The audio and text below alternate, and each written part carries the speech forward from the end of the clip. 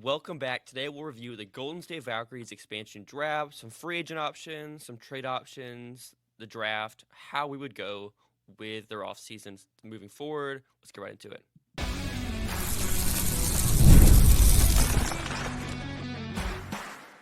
You are Locked On Women's Basketball, your daily podcast on women's basketball. Part of the Locked On Podcast Network, your team every day. Welcome. You are Locked On Women's Basketball. Thanks for making us your first listen every day. We are free and available wherever you listen to podcasts and on YouTube.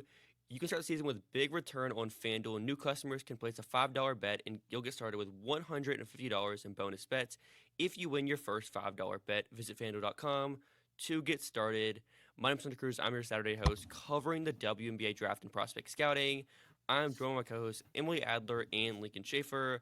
Emily covers draft with a focus on player development and the game within the game. Lincoln also contributes to our draft coverage here at the Next and Locked On Women's Basketball. First and foremost, with your overall takeaways on their approach with this class, Lincoln, what did you kind of think about what Golden State was doing, taking more veterans rather than going with a bunch of like young upside swing that haven't really done much? I like this 11. This group is very fun. Are they going to win games with this specific roster? Don't worry about it. They're hanging on for 2026, 2027. But, it's a fun group. You kind of look at it and you see this shell of a good team that's missing like an all-star guard and an all-star center. And if you just add those two things, which are historically incredibly basically easy most to add, bad teams to W. Yeah, it's historically very easy to add an all-star guard and an all-star center at the same time. They could be good. You can kind of see what they're going for. What you're basically telling me is that if you combine this team and if you combine like the late 2010s Dallas Wings, then you get a champion. Great, yeah. Why not? Perfect. I mean, anytime you're going for like the inverse Greg Bibb of roster construction, I have to kind of assume that you have to know what you're doing. Yeah. Just do what he does with the opposite. If he doesn't protect Carla Leite, but he protects like two immobile centers instead, draft Carla Leite. Draft Carla. Yeah. Yeah. This is what I would describe as like if you put all the pieces together, this is like a very fun like Eurobasket quarter semifinalist team. This is like a solid third place in the French league with like a very fun like winner take all exit in the semifinals. Yeah. And we've been talking about the lack of wing depth for a lot of there's not very many real 3-and-D players in the WNBA. And now they have several swings there. In theory, 4 of these players are 3-and-D wings, in theory at least, out of 11. We should probably state for the viewers who they selected. Yes, the Golden State Valkyries selected. Oh God, I have this written down in a depth chart order and not in the actual order of selections. There's no order of there is no order of selections. Order of announcement based off of alphabetical. Give us the depth Who chart. cares? Sure, yeah. They have 4.5 guards. Julie Van Loo, Veronica Burton, Carla Chechi Zandalicini, Maria Conde, Stephanie Talbot, Kate Martin, Kayla Thornton, Monique Billings, Tammy Fagbenley, and Ileana Rupert is the 11 players that they selected. Mm-hmm. And if you are less familiar with some of those international names, have we got old podcasts for you? If you are less familiar with some of those names, oh boy, you have stumbled into the correct podcast. Yeah, Carla Late is Hunter's favorite player in the world, maybe. Second favorite. Second favorite, yeah. Yeah, Domenic Malonga is obviously number 1. Right. And then the one that I think WNBA fans would be the least familiar with is Maria Conde, who is a 27-year-old, 1997 born Spanish small forward who is playing for USK Praha in the Czech league. She is a 6'1" small forward who is a very fun passer. That's kind of her number one skill. She's averaging almost 6 assists in Eurobasket, which is the top European competition. The scoring is not necessarily her strongest suit, but she As is it- such a fun passer. As is the case for most Spanish perimeter players. I mean, she does shoot like 40% Yeah. from three. Not historically, but this This season, season. yeah. She's shooting Occasionally, sure. better. Yeah. She's a really fun passer. She does good things as a 6'1" secondary ball handler. And, that is a player that evaluators love. Yeah, she's also the least likely of any of these players to actually Yeah. end up playing for Yeah. the Golden State Yeah. Valkyries. It's still a better pick than anybody on Chicago, though. Like even like Fair. the chances that she comes is better than taking Mo Jeff. How dare you slander 2 good shooting months of her life with Fila Onyenwere or getting worse over time Dana Evans like this? They protected Superstars. Michaela for sure. Why? Probably, yeah. We've had this discourse internally, and I feel like this is just like whatever the opposite of a Sophie's choice is.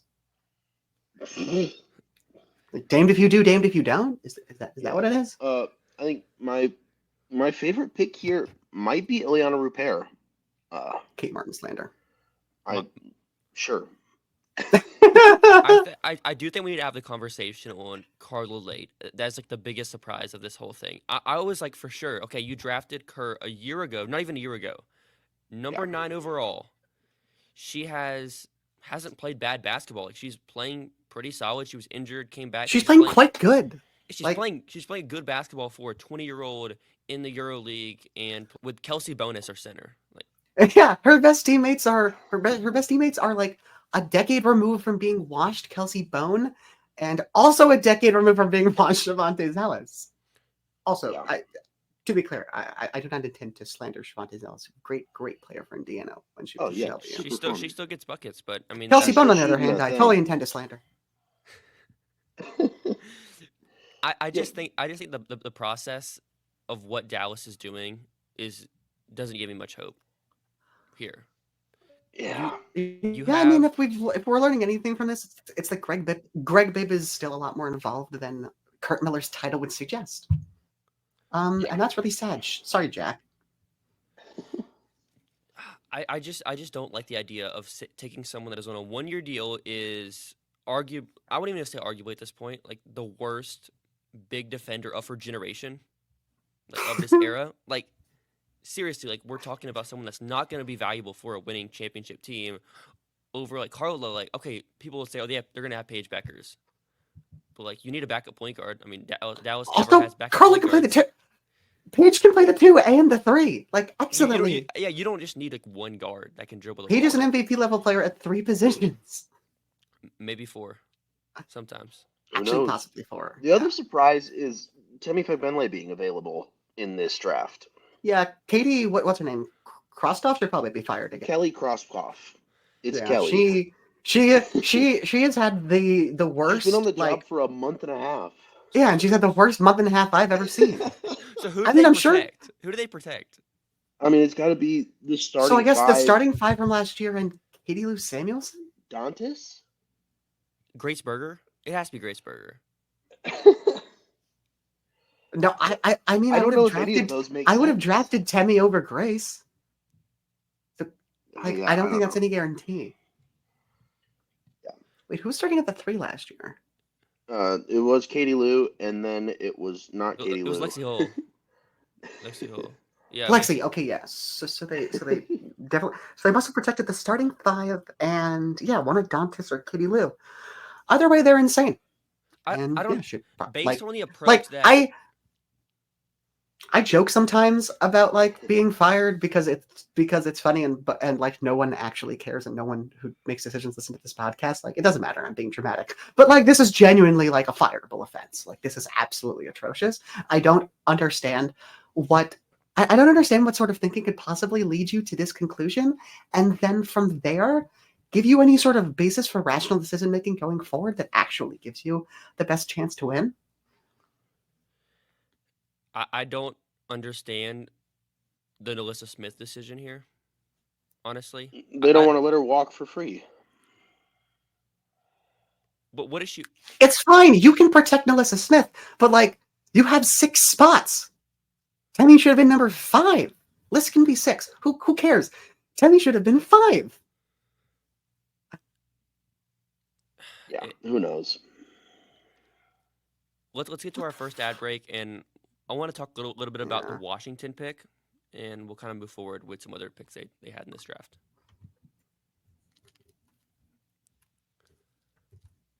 With Robinhood Gold, you don't need a silver spoon to eat up the flavors of the 1%. Robinhood Gold allows others to get the rates and perks usually reserved for the high society. Now, the resourceful individual with Robinhood Gold can earn the very liberal rate of 4.25 APY on uninvested cash and be rewarded with a handsome 3% retirement boost on IRA account contributions.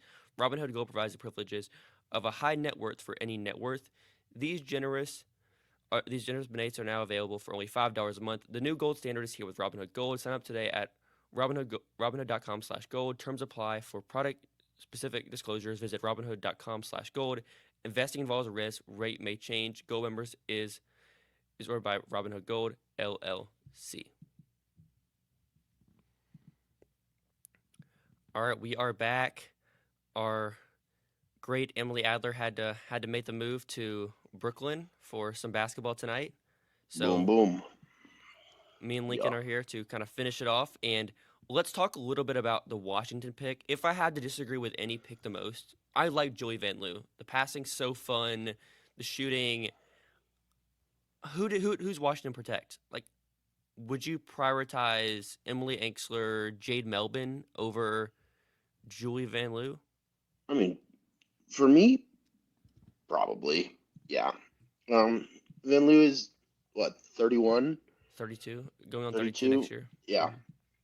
And if you have, like, I am one of the biggest Jade Melvin fans in the world. She's 21, 22, has been a solid point guard in the WNBA, and has shown flashes of being, like, super, super good going forward. I think that's somebody that I prioritize. We don't know what's going through. They don't have a GM or a coach right now.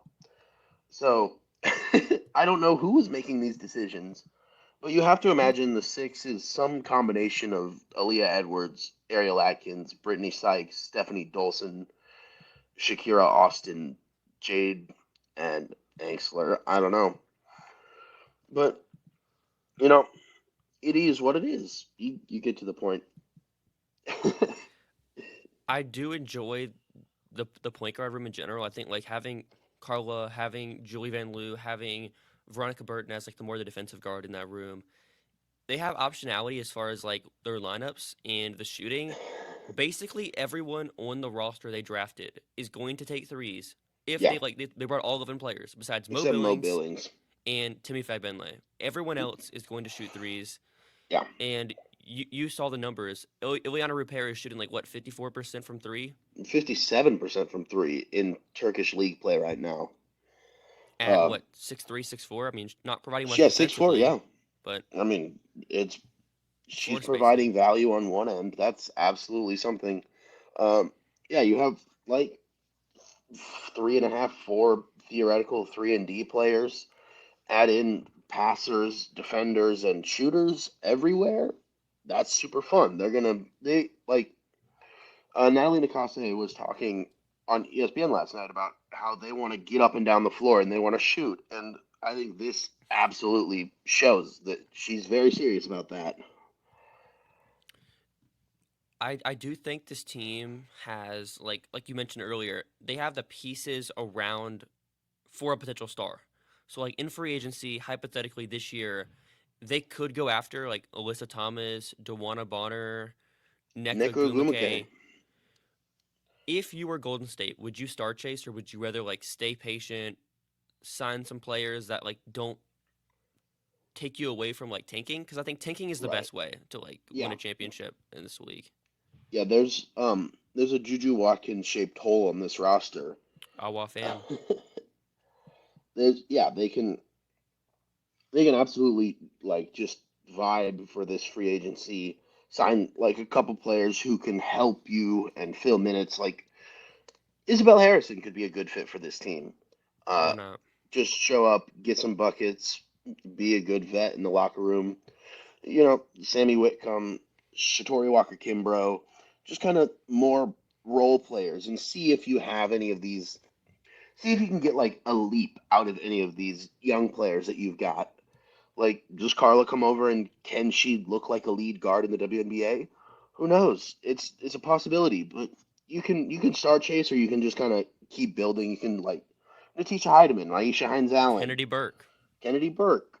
You know, there's a lot of interesting role players in this free agency class that can just come along and just help this team.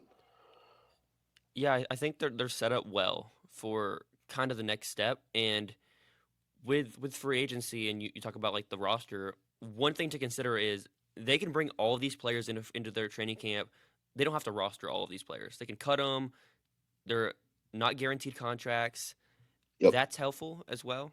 Yeah, one of the things that I didn't realize until fairly recently is they can cut any of these players before free agency with zero cap hit. So that even the 2 players that they drafted that are on protected contracts, they can cut for free. Also, reporting has come out based off of the interviews they did, the media session after, that they are not married to giving Mo Billings a core contract. They could just let her walk and be an unrestricted free agent, which, who knows? Lots of questions. Hey, who do you think they should take in the draft? In the draft, They have pick 5, and then I think picks 5 in the second and third rounds as well. it's gearing up for them to just take Domenic Malonga here at number 5. If you aren't familiar, 6'6". We just got her wingspan measurement. Shout out to Women's Hoops Masterclass. Somehow gets all these wingspan measurements for me. 7'1". There's basically been like 5 or 6 players, 7 players that we have like wingspan measurements from, dating back to like the 90s, and it's like Margot Didick, Sylvia Fowles, Brittany Griner, a couple players that were like 3rd round picks, and it's like Domenic Malonga. Yeah. She's dunked twice this season. She's already like one of the best athletes we've ever seen in a big Including prospect. Just a throw ahead drop step vert dunk, not like a run up or anything. She's just standing under the hoop and then she's dunking it. And the shooting has been like from 3. She's making threes. The jumper is like a little bit like funky. It's not like a perfect jumper, but like she's 6'6". She's gonna take threes. She's like confident from 3. Some fun like fadeaway jumpers in the mid post. The driving, like nobody in the French league is like containing her on drives at her speed. Obviously, like she's just turned 19 and she is not a good drop defender right now, and the post defense isn't good. You get her in your system with your player development. I feel like as I watch more of her game, her issues are improvable if you have the right player development structure, because like the athleticism, the growth she's making like year over year is like wild to me. So I think like taking her as like the upside swing, and like you mentioned before we recorded, this is like the perfect roster to like surround her. Like a point guard with like, Julie Van Loo. You have fun wings. Yep. You have some Spacing veteran and bigs some that can space. Strong defenders at the 4 spot. Yeah. Not sure if she would come next season, if you would even want her to come immediately. Yeah. But like, I mean, if she wants to come right away, she's probably more ready, I would say, at her age than Awak Queer was.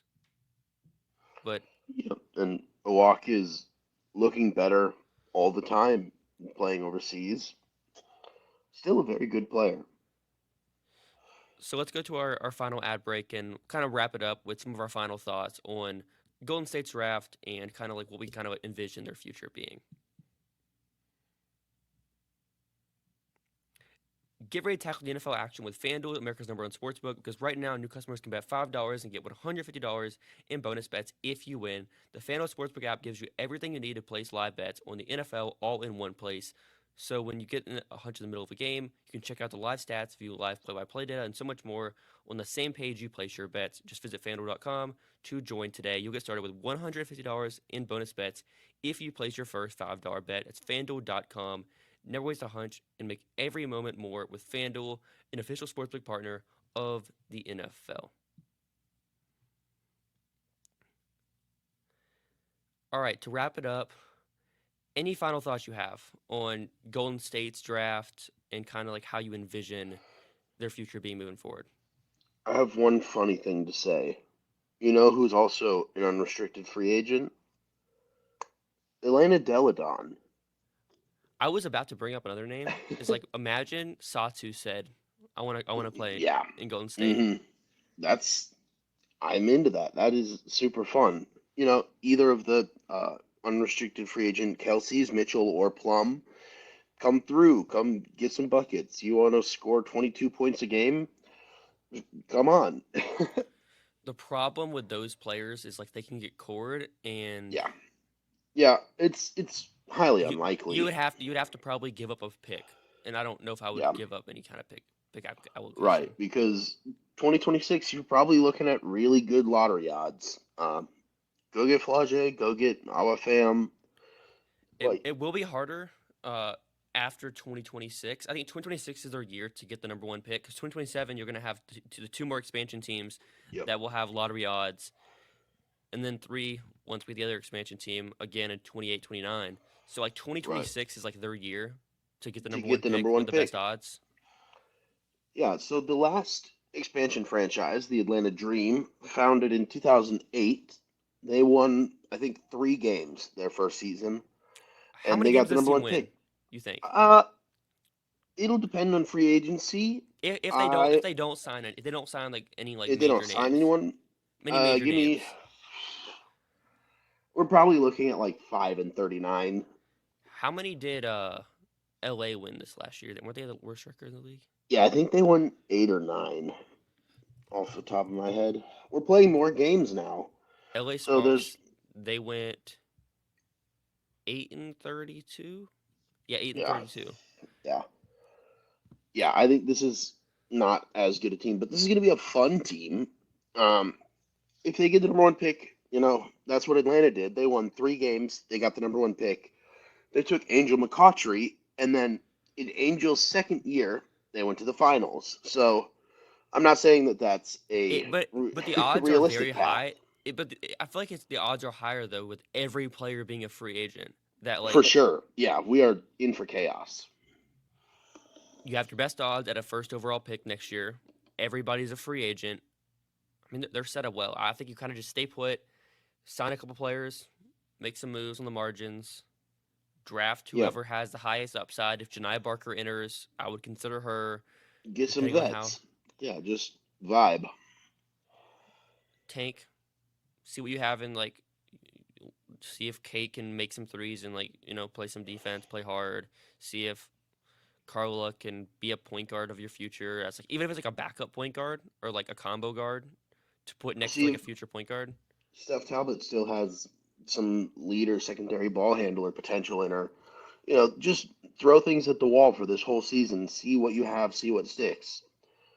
Everything is on the table. In like best case, you have a situation where like one of these vets that you have, like Kayla Thornton, for example, mid-season she's like hooping, she's averaging like 15 points per game. You Get trade a her, first. you trade her, like you trade her for Yeah. a late first round pick from a contending team that's like desperate to win.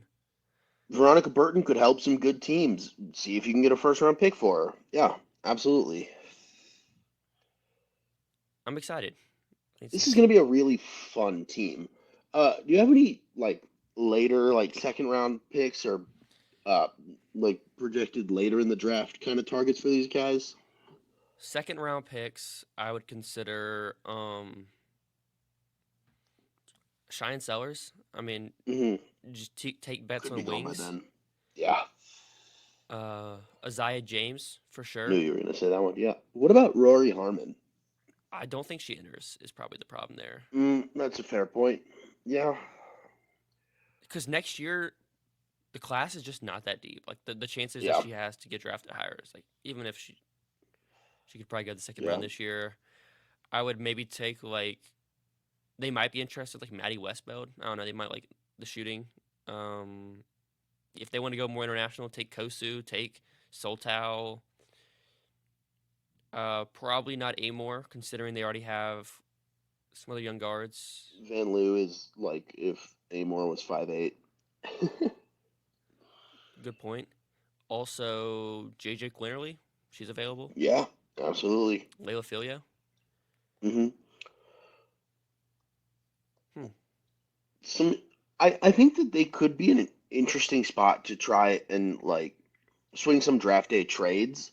Maybe they can trade back from five if the people that they're looking at the most are off the board. Maybe you can look at somebody like Tina Pow or AZ Fudd. Uh, get some shooting in there. I don't know. There's just a lot of options. It's kind of this is the ultimate blank slate basketball team. Uh, it can morph itself to whatever kind of uh, stars that they think they can acquire. So shoot for the moon. Go ask Satu if she wants to play in the Bay. Uh, see if AT and Dewana want to vibe in San Francisco. I don't know. There's all sorts of options here. There's so much optionality. Go see if you can sign a couple of these players that have kind of been overlooked by the WNBA and are hooping in Europe. Get Yvonne Anderson to come back over. Try Maureen Futeau, Holly Winterburn, Janelle Salon. There's a lot of very good basketball players that have just not given the WNBA a try yet. Just see what you can do. There's all kinds of options and things that they can do. That is for sure. So thanks, man. Lots of basketball. Your first listen every day. Join the team for the next week for continued coverage of the WNBA. Make your second listen Local Sports Today, the first ever national sports 24/7 streaming channel on YouTube. Have a great rest of your weekend, everyone.